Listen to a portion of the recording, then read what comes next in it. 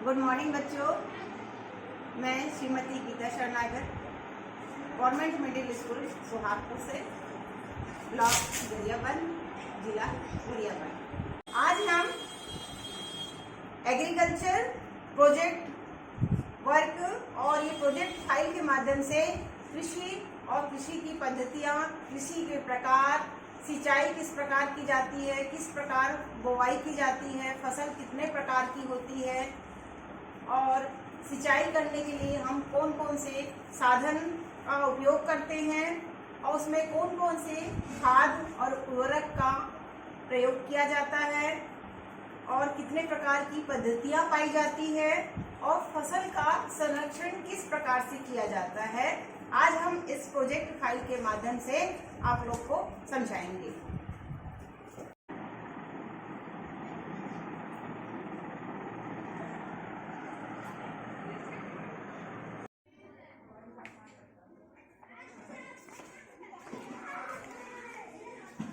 कृषि और कृषि के प्रकार, जैसे कि हम देखते हैं कि कृषि जो है भोजन सभी जीवधारियों की मौलिक आवश्यकताओं में से एक है और प्राचीन काल से ही मनुष्य भोजन प्राप्ति के लिए खेती करता रहा है। वर्तमान संदर्भ में हम देखें तो कृषि से संबंधित व्यवसायों एवं क्रियाकलापों जैसे कि पशुपालन, कुक्कुट पालन, मत्स्य पालन, मधुमक्खी पालन, मशरूम उत्पादन आदि को कृषि में सम्मिलित किया गया है। विभिन्न प्रकार के फसलों को उगाना तथा उनसे उपज प्राप्त करना ही कृषि कहलाता है। अब हम देखिए कि यहाँ फसलों के प्रकार, कितने प्रकार की फसलें होती हैं। तो मुख्यतः यहाँ फसलें 3 प्रकार की होती हैं: खरीफ फसलें, रबी फसलें और जायद फसलें।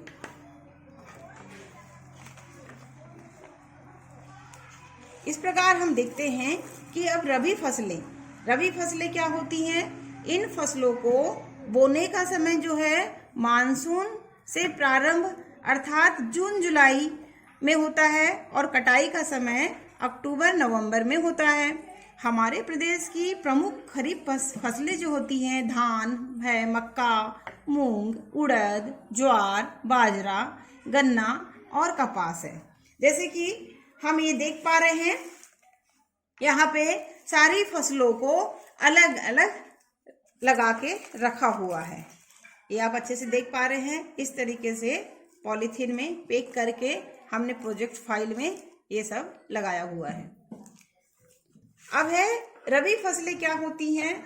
इनके बोने का समय जो है अक्टूबर नवंबर में होता है और कटाई का समय मार्च अप्रैल में होता है। हमारे प्रदेश में मुख्यतः जो रबी फसलें जो होती हैं गेहूं है, चना है, सरसों, तिवरा, मसूर और अरहर, कुल्थी, अलसी, कुसुम आदि हैं। अब हम देखते हैं रबी फसल के बाद में जायद फसलें कौन कौन सी होती हैं। जायद फसलें जो होती है इन्हें प्रायः दिसंबर से फरवरी महीने में बोया जाता है तथा मार्च से मई महीने में इनकी फसलें तैयार हो जाती है। खरबूज है, तरबूज है, ककड़ी है, सूरजमुखी है, मूंगफली है आदि ये जो है जायद फसलें कहलाती है। इस प्रकार जायद फसलों को हमने यहाँ पे लगा के दिखाया है। चलिए हम कृषि की पद्धतियों पे बात करें। हर किसान का लक्ष्य होता है कि वे जो भूमि होती है उस पर फसलों का अधिकतम उत्पादन करे और इसके लिए विभिन्न तैयारी एवं क्रियाकलाप करते हैं और इन्हें सम्मिलित रूप से कृषि पद्धतियां हम कहते हैं। फसल उत्पादन के दौरान पद्धतियां निश्चित चरणबद्ध क्रम में अनिवार्य रूप से की जाती हैं। जो फसलें बोने की तैयारी से लेकर के फसलें जब तैयार हो जाती है या पक के तैयार हो जाती हैं तब तक ये चलती रहती हैं। तो इसमें सबसे पहले तो हम देखें कि भूमि का चयन किस प्रकार से एक किसान जो है भूमि का चयन करता है। हर किसान अपनी फसल को भरपूर उत्पादन करने के लिए ये ऐसी भूमि का चयन करते हैं जिससे वह अधिक से अधिक उत्पादन कर सके, जिससे बीज आसानी से अंकुरित हो सके और वृद्धि कर सके और फसल की आवश्यक मात्रा में पोषण तत्व जो और पानी, वायु आदि मिल सके।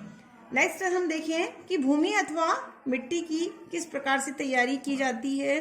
भूमि की तैयारी कि पहले खेत की जुताई की जाती है।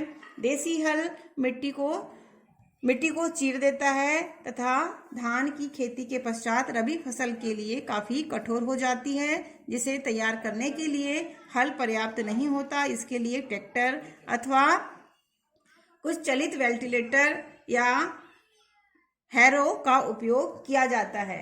इस प्रकार से हम देखते हैं कि ये कल्टीवेटर और हैरो और ये फॉलो यहाँ पे चित्र के द्वारा हमने यहाँ पे फाइल में दर्शाया है। अब चलते हैं हम बीजों की बोवाई। बीजों की अगर बोवाई को देखें तो कितनी प्रकार की इसकी भी विधियां पाई जाती हैं, जैसे कि छरहरा विधि, बेधन विधि और रोपण विधि। तो बीजों को खेत में अंकुरण हेतु डालने की क्रिया को ही हम बोवाई कहते हैं। बोवाई के लिए इस बात का ध्यान रखना आवश्यक है कि बीजों को अंकुरण के लिए पर्याप्त नमी, वायु एवं प्रकाश मिलता रहे तथा बीजों के बीच अंतर बना रहे।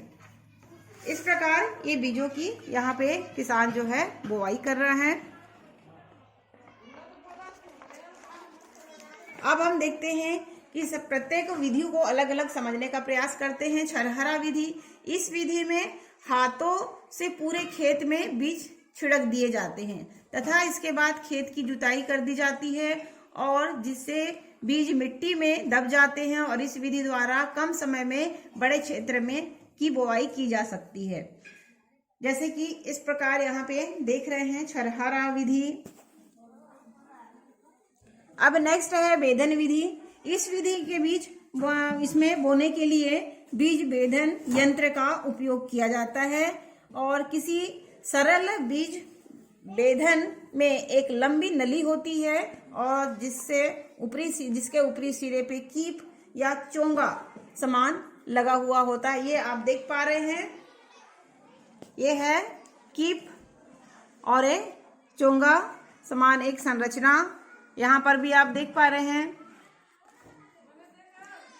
इसे हल के पीछे बांध दिया जाता है और बीजों को कीप में डाला जाता है। नली से होते हुए बीज खेत में हल से बनी दरारों में गिरते हैं। इस तरह बीज एक कतार में समान गहराई में दबते चले जाते हैं।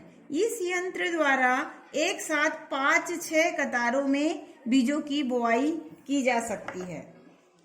अब ये तो हो गया बेधन विधि। अब नेक्स्ट हम देखते हैं रोपण विधि। रोपण विधि में क्या होता है बच्चों कि कुछ फसलें जैसे कि प्याज है, मिर्च है, टमाटर है, गोभी है, भटा है आदि की बीज जो है खेत अथवा जमीन में सीधे नहीं बोए जाते, बल्कि उनके बीजों को पहले रोपणी अर्थात नर्सरी में छोटी छोटी क्यारियों में उनको उगाया जाता है और जब इनसे छोटे छोटे पौधे या थरहा जिनको कहा जाता है वो तैयार हो जाते हैं, तब स्वस्थ पौधों को खेत में उचित दूरी पे लगा दिया जाता है और इसी विधि को हम रोपण विधि कहते हैं। नेक्स्ट चलते हैं। अब हम खाद किस प्रकार से या कितने प्रकार की खादों का हम उपयोग कर सकते हैं। सबसे पहला तो हो गया हमारे आसपास या हमारे घरों में, अगर हमारे घरों में जानवर हैं तो सबसे पहले हमें तो गोबर खाद का उपयोग करना चाहिए और गोबर खाद होती है, दूसरी कंपोस्ट खाद है और तीसरी हरी खाद है। तो सबसे पहले हम देखें गोबर खाद क्या होती है। इसे पशुओं के गोबर से प्राप्त किया जाता है और इन गोबर को गड्ढे में दबा दिया जाता है और सड़ने की क्रिया से ही ये गोबर खाद प्राप्त होती है और इसमें पर्याप्त मात्रा में पोषक तत्व होते हैं। नेक्स्ट हम देखें कि कंपोस्ट खाद क्या होती है। यह खाद जो है कूड़ा करकट पौधे एवं पशुओं के अवशेष आदि गड्ढे अथवा विशेष रूप से बनाई गई टंकियों में सड़ाकर तैयार किया जाता है। इसमें पशुओं के गोबर मलमूत्र कम मात्रा में होते हैं, किंतु इसमें भी गोबर खाद की तरह पर्याप्त मात्रा में पोषक तत्व पाए जाते हैं। नेक्स्ट हम देखें हरी खाद क्या होती है। हरी खाद विभिन्न जैसे कि फलीदार पौधे जैसे कि सनई है, तिवरा है, ढेचा है, लोबिया, बरसीम, मसूर, ये जमीन की सतह पर फैलने वाले पतले एवं कोमल तने अधिक शाखा युक्त पौधे को खेत में सीधे ही दबाकर सड़ाने से हरी खाद हमें प्राप्त होती है। यह खाद धान, मक्का तथा गेहूं आदि फसलों के लिए बहुत ही लाभदायक होती है।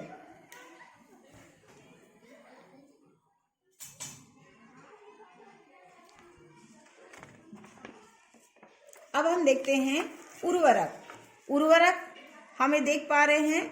उर्वरक में नाइट्रोजनी उर्वरक, फॉस्फेटी उर्वरक और पोटेशियम उर्वरक। नाइट्रोजनी उर्वरक क्या होते हैं? ये पौधे को नाइट्रोजन तत्व की पूर्ति करते हैं। Urea, ammonium sulphate, ammonium nitrate आदि प्रमुख नाइट्रोजनी उर्वरक होते हैं। ये पत्तियों वाली फसलें जैसे कि पत्ता गोभी, पालक आदि के लिए बहुत ही आवश्यक होते हैं और इनके उपयोग से पौधे में तेजी से वृद्धि होती है। ये हो गया नाइट्रोजनी उर्वरक। अब दूसरा है फॉस्फेटी उर्वरक। इनसे पौधे को फॉस्फेट की पूर्ति होती है और इनके उपयोग से जड़ें और तने मजबूत होती हैं। यह दलहन के लिए आवश्यक होती हैं और कैल्शियम सुपर फॉस्फेट इस वर्ग के उर्वरक होते हैं।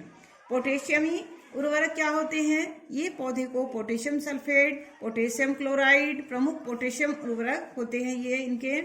और फसलों में खाद एवं उर्वरक देने के लिए विभिन्न विधियां जैसे अपनाई जाती है, जैसे कि खेतों में बिखेर कर पौधे के चारों ओर बने कूड़ में डालकर उर्वरक को पानी में घोलकर छिड़काव यंत्र द्वारा इस तरीके से हम इसका उपयोग भी कर सकते हैं।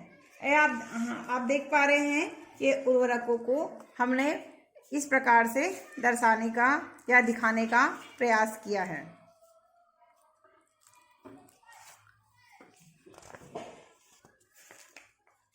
अब हम चलते हैं सिंचाई के साधन। सिंचाई के कितने प्रकार के साधन होते हैं और सिंचाई कैसे करना चाहिए, क्यों करना चाहिए?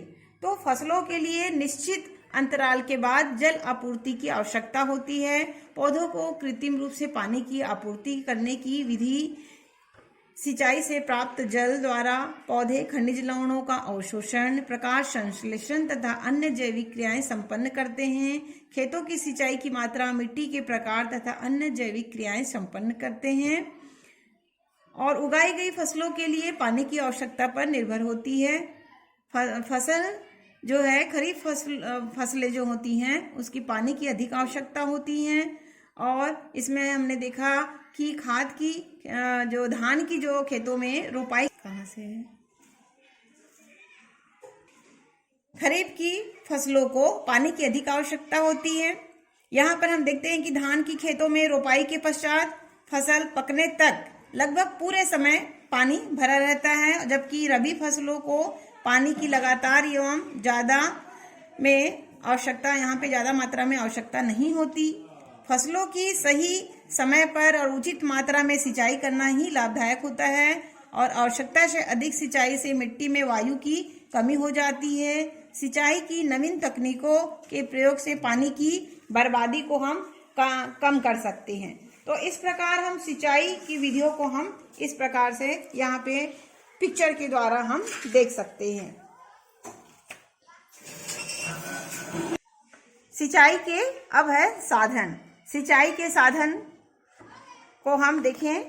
सिंचाई के कौन कौन से या कितने प्रकार के साधन होते हैं, जैसे कि नलकूपों द्वारा, नालियों द्वारा, जलाशय द्वारा, नदियों द्वारा, तालाबों द्वारा और भूमिगत जल के द्वारा, और ये है नहरों के द्वारा और कुओं के द्वारा सिंचाई। ये इतने प्रकार के सिंचाई के साधन हैं। अब हम आते हैं फसल संरक्षण।